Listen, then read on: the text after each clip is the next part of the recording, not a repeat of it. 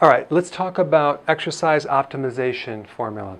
Okay, now I'm going to give you kind of a general guideline and then we'll get more specific. Here's some basic things you must know. All the benefit of exercise, of exercising, stressing your body, spending time, then recovering, is in the recovery. So the benefit of exercise is in the recovery after the exercise. Exercise in itself actually just stresses and breaks your body down. But the benefit is your ability to recover and burn fat. So when it's recovering, it's burning fat. Many people do not give enough time in the recovery phase of exercise to be able to see the change. I was in basic training, Fort Jackson, South Carolina, 1983. I went in there, top shape, going to state to wrestle, the whole thing. I was in really good shape, a wrestler. By the time I graduated after 3 months, I could barely pass the PT test. Couldn't even do a push-up. Couldn't even run. Why? Because of no recovery. They didn't let me sleep. It was exercise every day. There was no downtime. It destroyed my body. And also stress.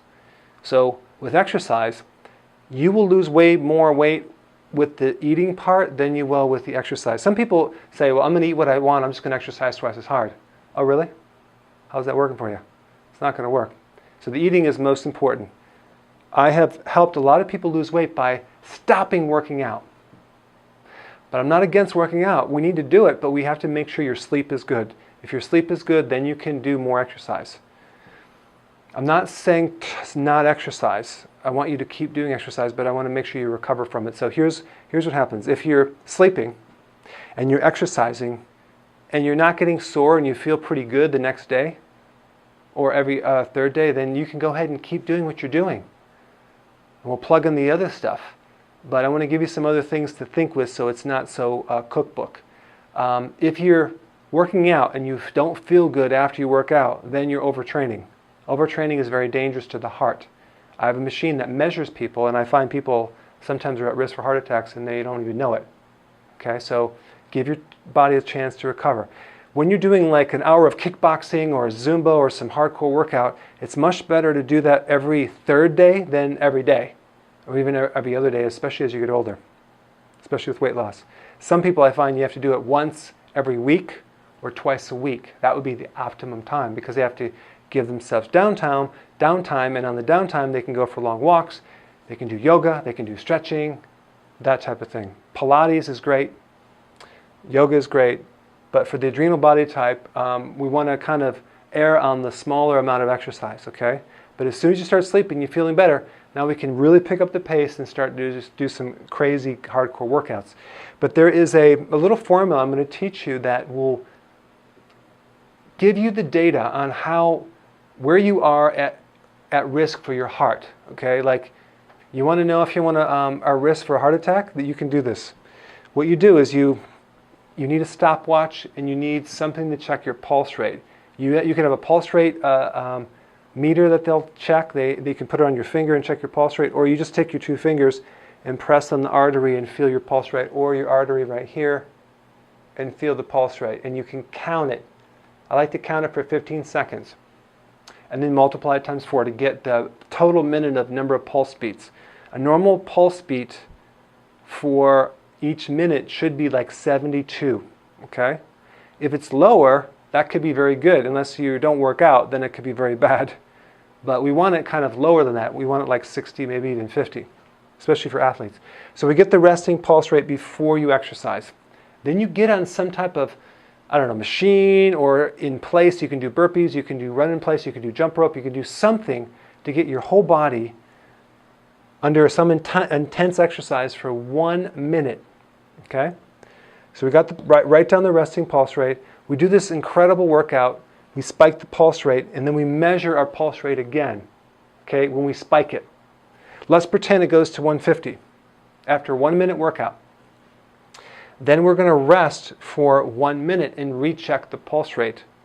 So let's say we rest for 1 minute and the pulse rate reduces down to 140.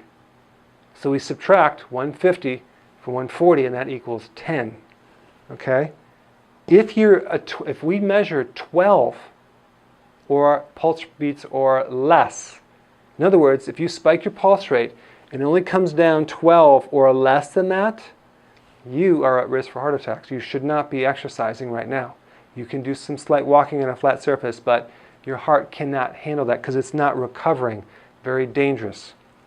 But if your pulse rate comes down fast, let's say it goes down by 50 points, you are in good shape. You can handle a workout. So really, this indicator of how fast your pulse rate recovers after the first minute is a real good clue to see how healthy you really are.